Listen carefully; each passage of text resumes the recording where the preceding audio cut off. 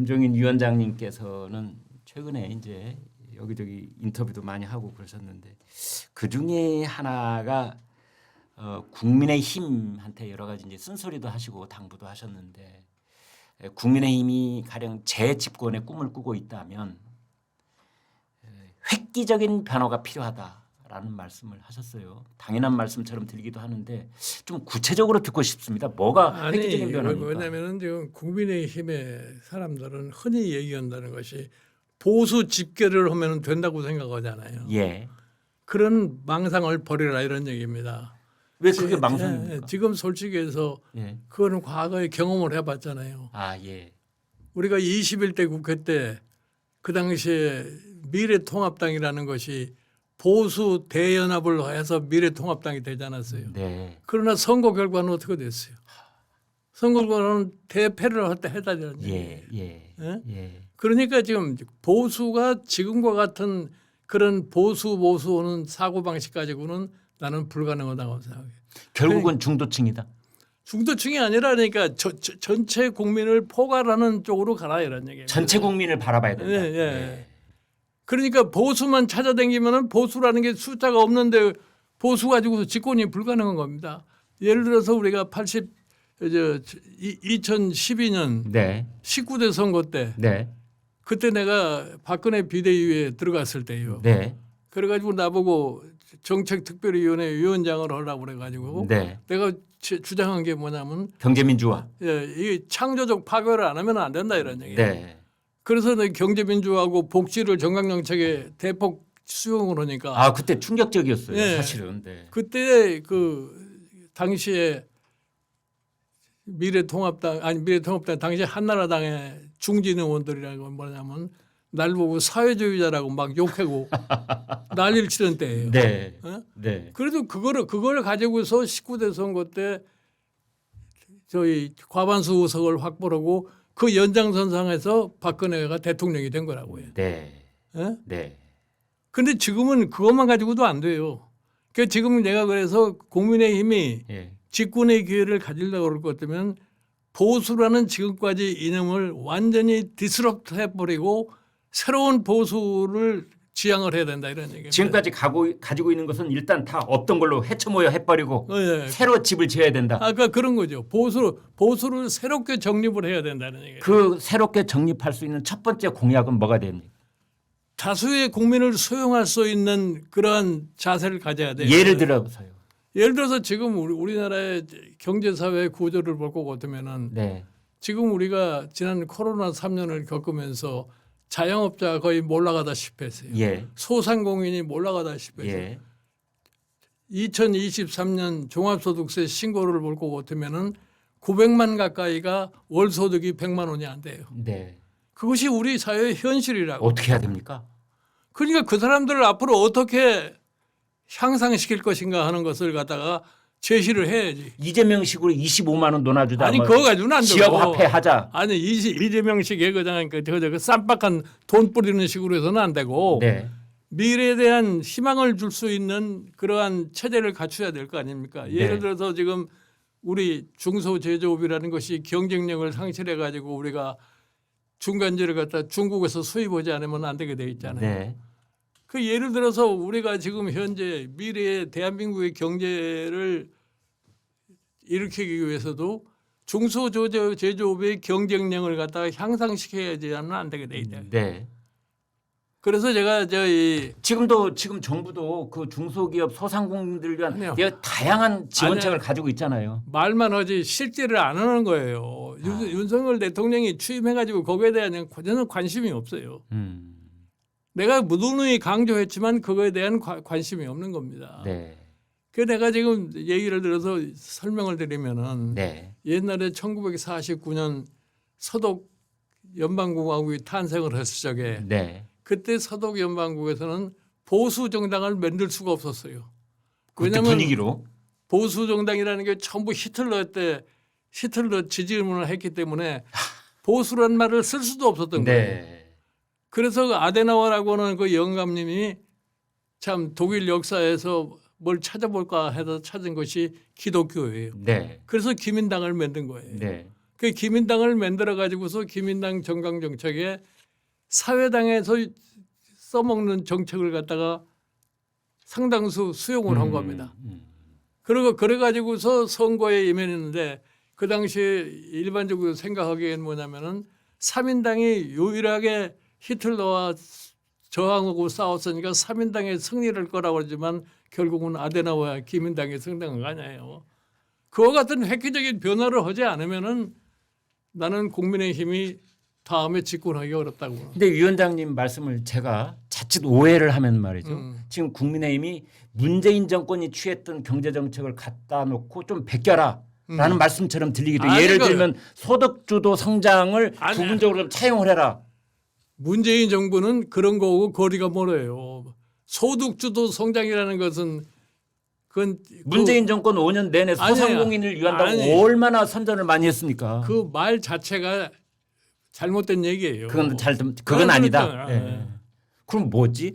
말씀은 알아듣겠는데 아니 그런 구체적으로 좀 적어보라 하면 잘 안 떠올라요. 아니 그 구체적으로 왜 적으려면 적을 수 있는 거죠. 그런 거를 국민의힘은 제도적으로 어떻게 할 건가를 갖다가 연구를 해가지고서 국민에게 얘기를 해야 돼. 그런데 내가 제일 중요한 게 뭐냐면은 네.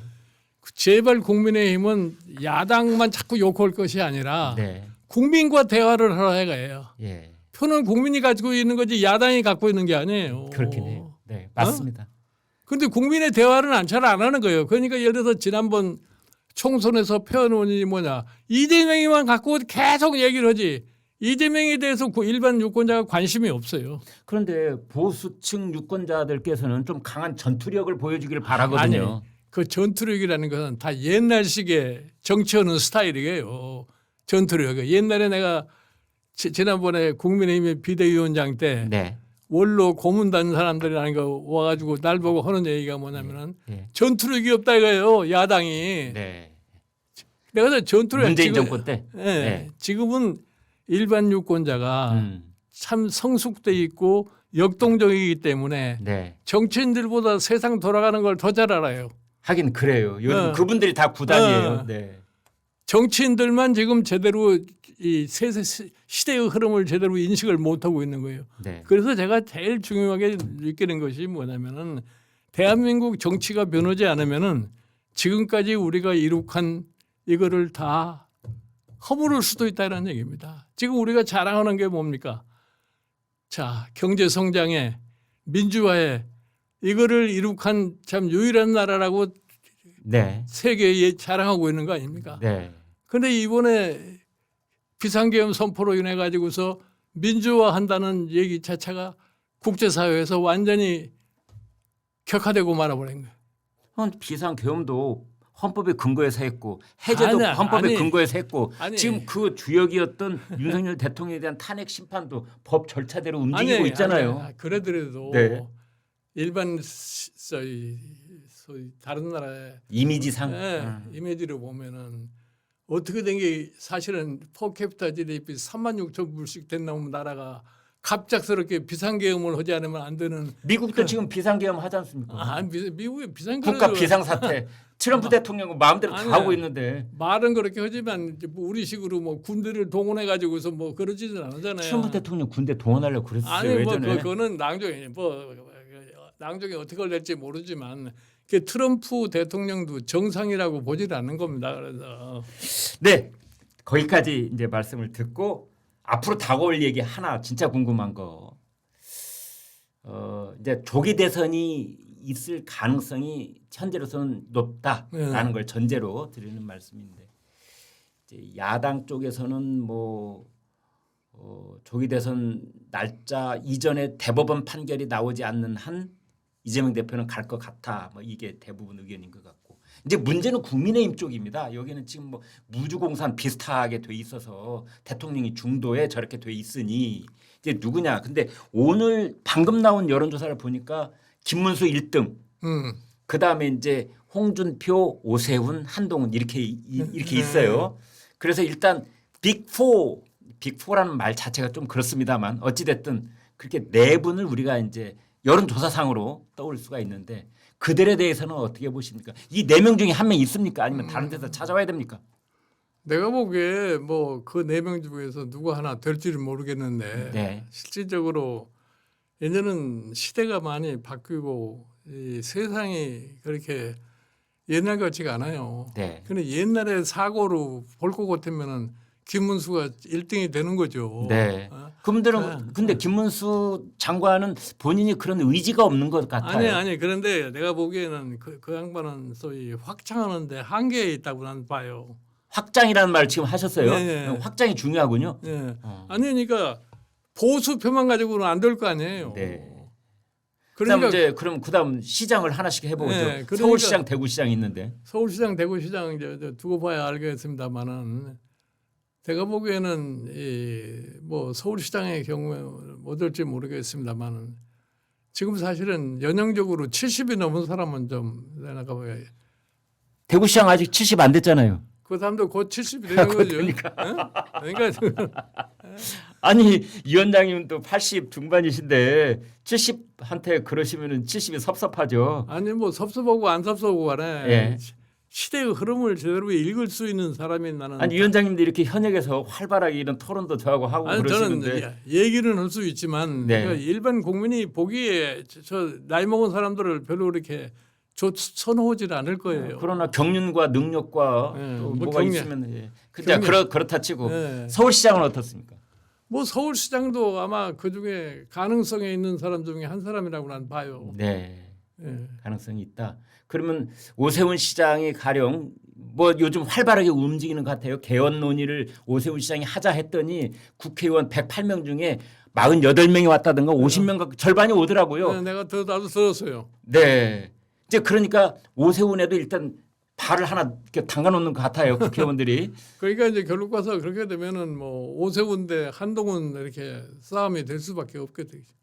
근데 한동훈 전 대표는 한때는 이제 저 국민 여론, 당 여론 다 합산해 가지고 63 당 여론, 국민 여론이 그때 비슷하게 나왔어요. 사실은 절대적인 지지로 당 대표가 됐는데 작년 7월 23일 이후 지난 6, 7개월 동안 또 한동훈 대표도 참 우여곡절해서 급전직하로 지금 내려와 있는 상황인데. 내가 보니까 이번에 뭐 비상계엄과 탄핵하는 과정 속에서 네. 한동훈 대표가 당에서 밀려날 수밖에 없는 그런 상황에 돼 있는데 네.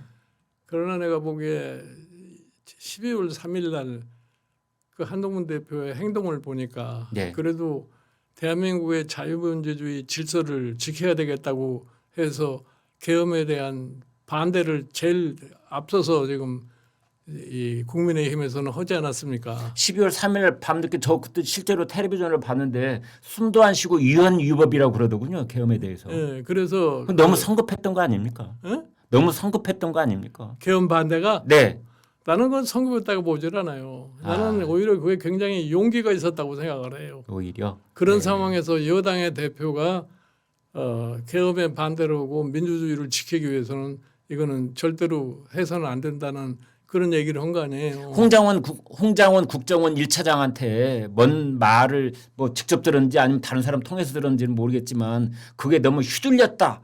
그런 얘기가 지금 어제 오늘 사이에 계속 하고 아니 그러니까 있어요. 뭐 휘둘렸다는 게 뭐 체포한다고 해서 휘둘렸다는 그런 얘기를 하는 것 같은데 본인이 이제 거기 이름이 들어가 있다는 것 때문에 대통령 직무대 정지가 된다 뭐 이런 말도 하고. 그거는 뭐 그걸 떠나서 예. 나는 그날 뭐 난 텔레비에서 봤는데 네. 국회 그 로텐다홀에서 계엄에 반대에 대한 입장을 갖다 분명히 밝힌 건 사실이라고요. 네네. 예. 네. 근데 그런 걸로 봤을 적에 여당에서는 가장 내가 보기에 용기 있는 정치인이 아닌가 생각합니다. 네. 한쪽에서는 지금 너무나 성급하고 그래서 이제 한동훈 대표는 절대로 안 된다는 그런 의견을 가진 분들 많은데 위원장님께서 오히려 그걸 용기라고 본다. 이제 그리고 그러시네요. 왜냐하면 네. 두고 보세요. 이 탄핵이 인용이 되고 선거를 하게 되면은 원인 제공자가 누구냐면은 비상계엄 아닙니까? 네. 비상계엄을 했기 때문에 탄핵도 인용이 되는 거고 그 결과로 인해 가지고 새로운 선거를 하게 되는 거예요. 네. 지금 저희가 확정적으로 말씀드리는 건 절대 아니고 그럴 가능성이 있다는 전제하에. 네. 그렇죠. 예. 그렇게 되면은 일반 국민의힘이 내놓을 수 있는 카드가 뭐가 있겠어요? 국민의힘은 사실은 이 권성동 원내대표가 얼마 전에 국회 연설에서 탄핵에 대해서 대국민 사과를 하지 않았어요. 네. 근데 그 사람들 좀 이율 탄핵에 대해서가 아니라 계엄에 대해서. 계엄에 사과를 했는데 그 이율 배반적인 게 뭐냐면은 또 다른 한편에서도 계엄을 옹호하는 그런 모습을 보이는 거라고요. 네. 그렇게 해가지고서는 국민들로부터 지지를 받을 수가 없어요. 그러니까 분명한 자세를 갖다가 갖는 것이 가장 중요하다고 생각하기 때문에 네. 그런 측면에서 한동훈 지금 전 대표가 다시 살아날 수 있는 가능성이 있지 않나 이렇게 봐요. 오히려 계엄 직후에 보여준 한동훈 대표의 당시 그 태도 때문에 예. 뭐 이렇게 확장할 수 있는 국민 전체의 소구력은 더 있는 셈이다. 근데 그렇다고 봐요. 예. 근데 예전에 저 위원장님은 뭐 이준석 전 대표를 또 이렇게 그 뭐랄까 좀 아니, 그러니까 응원을 많이 해주시고 그래가지고 이제 그것 때문에 또 우리 김종인 위원장님께서는 이준석, 한동훈 주로 젊은 사람들한테는 뭐 비판을 안 하시고 무조건 이렇게 추워주시는 건 아니냐 뭐 이런. 아니 뭐 나 그런 게 아니라 나는 네. 뭐 이준석이라는 사람도 내가 그 참 26살 때 만났어요. 네. 그래가지고 그동안에 자기 나름대로 참 노력을 해서 네. 이번에 국회에 진입할 수 있는 그런 가능성까지 가졌기 때문에 네. 앞으로 그 사람이 2027년이 되면은 그때 가면은 하나의 소위 변곡점이 될 수 있지 않나 이렇게 생각했는데 예. 지금 대통령 선거가 너무 빨리 오게 됐는데 예. 본인 스스로가 뭐 제일 먼저 대통령 출마를 하겠다고 선언을 해봤기 때문에 지난번에 홍대 앞에 가서 거의 뭐 예. 출정식 비슷하게 하더라고요. 그런데 제가 보기에는 지금 그래요. 뭐 대통령 출마 자체가 그렇게 중요한 게 아니에요. 네. 도대체 앞으로 대한민국이라는 나라를 어떻게 끌고 가려고 하는 제대로 된 비전을 갖다 국민에게 제시를 하고서 대통령도 할 생각을 해야지. 네. 막연하게 대통령만 하고 싶다고 그래서 출마한다고 하는 그래가지고는 대통령이 될 수가 없어요.